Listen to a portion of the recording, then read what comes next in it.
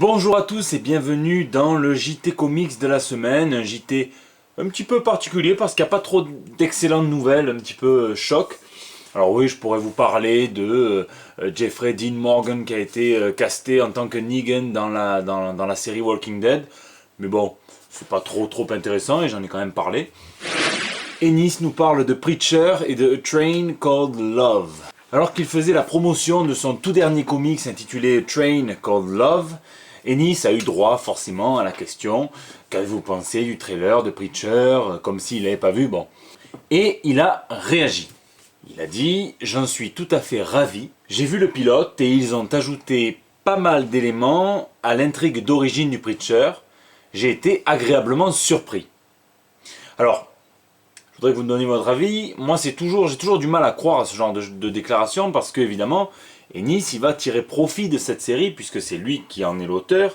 Donc forcément, il va toucher des sous à la diffusion de cette série et pas vraiment dire « Non, je pense qu'ils ont rajouté plein de trucs et c'est de la merde. » Donc je sais pas. D'habitude, j'ai du mal à le croire, mais là, vu que c'est Ennis et que je le pense honnête, voilà, j'ai confiance. En même temps, je rappelle que Ennis, il voulait pas faire la suite de Crost et que Avatar Press, ils l'ont gratté et qu'il a finalement accepté que ça dure depuis des années cette histoire avec Crost alors que ça devait être qu'une maxi-série de 9 épisodes à la base. Voilà. Et ouais. Un petit mot sur A Train Called Love, donc ça va être c'est le dernier comics d'Ennis avec Code Proof dont je vous avais parlé dans le JT numéro je ne sais plus combien. Ça sera une histoire de romance. Mais une histoire de romance à la Ennis, en fait, ça parlera d'une femme qui reçoit des appels cochons, elle veut se venger, et pendant sa vengeance, elle va rencontrer quelqu'un, puis un autre, puis un autre, puis un autre, enfin plein de personnages au casting, ça a l'air complètement barré, évidemment c'est du Ennis, et ça vaut le coup qu'on se transforme tous en ménagères de moins ou plus de 50 ans, j'en sais rien, c'est leur catégorie pub à la con, ça me regarde pas. The Goddamned, le Crost d'Aaron, point d'interrogation. Ça sort demain en VO, c'est la nouvelle série de ceux qui nous ont apporté le comics Sculpt. Ça s'appelle The Goddamned, les damnés de Dieu. Aaron a choisi pour cadre la Bible en fait, et ça se passe entre l'Éden et la Grande Inondation en fait. La Grande Inondation, vous savez, pour ceux qui y croient, hein, pour ceux qui croient en Dieu, ou même pour ceux qui prennent la Bible comme un récit mythologique, c'est le moment où Dieu a décidé de faire un reboot. Hein, il a dit voilà, je tire la chasse, ils sont complètement pourris, trop cruels, trop vicieux, trop vicelards, bon. Et il a tiré la chasse, il a fait son reboot. Et c'est là qu'Aaron a choisi de placer son récit et de nous décrire à quel point l'homme était pourri avec des scènes d'extrême violence, et il a assuré dans une interview que ça ne plairait absolument pas à tout le monde. Alors est-ce qu'il essaye de nous sortir un Crost? Parce qu'il y a du level au niveau amoralité, violence, et j'en passe. On verra bien en tout cas. C'est chez Image Comics et j'espère de tout cœur que ça sera édité en France pour que le public français puisse découvrir le musée Stan Lee des comics et des arts. C'est passé assez inaperçu, mais Poe Entertainment, donc la marque du grand Stan Lee, Excelsior, a déposé il y a quelques jours l'appellation le musée Stan Lee des arts et des comics. Voire même le musée Stan Lee des comics et des arts. Mais depuis, pas de nouvelles. Alors est-ce qu'il s'agit d'un vrai musée qui va être édifié quelque part? Est-ce qu'il s'agit d'un label pour reproduire aussi bien des pièces de collection, des comics? Est-ce que c'est les deux? Dites-moi ce dont vous pensez qu'il s'agit dans les commentaires, ça m'intéresse énormément et on verra. Celui qui a raison gagne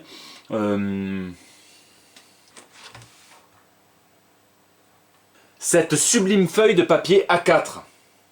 Oui, non, vous croyez que j'allais vous faire gagner le print? Attendez, on n'est pas encore 500, il n'y a pas encore de concours sur la page. Hein, bon. Les chiffres de Marvel. Alors, ceux qui me suivent sur les réseaux sociaux l'ont peut-être déjà aperçu, cette publication, mais je voudrais vraiment en parler avec vous. Et puis, pour ceux qui ne me suivent pas... Ah, ça me fait quelque chose de dire ça. Je n'avais pas réalisé que... Oh putain, ouais. Non, ça me fait quelque chose, là. Je suis pas bien, là. Vous n'avez pas un mouchoir? Donc vous avez peut-être aperçu cette publication où je me transforme en économiste à la BFM Télé et je donne les chiffres de Marvel, mais c'est assez impressionnant puisque tous les distributeurs ont publié leurs chiffres. Et donc en octobre 2015, aux États-Unis, un comics vendu sur deux était un titre de chez Marvel. Donc la maison des idées domine même la maison des idées, puisque c'est comme ça qu'on appelle Marvel aussi, c'est un synonyme, je le dis pour ceux qui nous rejoindraient et qui ne savent pas que la maison des idées désigne aussi Marvel Comics. Donc la maison des idées domine même le top 10, et d'après vous à quoi c'est dû? Parce qu'il y a quand même pas mal de relaunch, d'un relancement de la numérotation, d'un nouveau départ en fait au numéro 1. Les 10 titres les plus vendus en octobre 2015 sont Invincible Iron Man numéro 1, Amazing Spider-Man numéro 1, Spider-Gwen numéro 1, Secret Wars numéro 6, Doctor Strange numéro 1, Star Wars numéro 10, Chewbacca numéro 1. Et c'est une excellente série que j'ai commencé à suivre. Journey to Star Wars, The Force Awakens, Shattered Empire numéro 2. The Guardian of the Galaxy numéro 1 et Amazing Spider-Man numéro 2. Donc qu'est-ce que vous pensez de cette manœuvre donc des numéros 1 hein? Je vous rappelle que les GG Comics en ont débattu il y a à peine quelques semaines. Est-ce que vous pensez qu'il s'agit d'une manœuvre purement commerciale, mais que finalement c'est très bien parce que ça permet à de nouveaux lecteurs d'entrer? Est-ce que ça vous dégoûte? Est-ce que, bon, apparemment on voit que aux États-Unis l'audience a beau râler, elle suit. Un petit peu de teasing pour terminer cette vidéo, puisque ce week-end c'était le Hero Festival, et félicitations, ils ont fait 27 000 entrées, ils ont battu la Comic Con Paris en termes d'audience. C'est peut-être un petit peu parce que j'étais là aussi. Rien à voir. Ou pas, enfin bon. Bouffon. On cherchera pas. Et plusieurs vidéos vont arriver donc sur cet événement, notamment quelques interviews, puisque j'ai eu l'honneur de pouvoir interviewer Xavier Fournier, donc qui est rédac-chef de Comic Box et journaliste et auteur de plusieurs livres, notamment donc Super-héros français, une anthologie, et Super-héros, une histoire française. Il a été très gentil d'accepter cette interview qui n'était absolument pas préparée, qui était faite par un amateur total.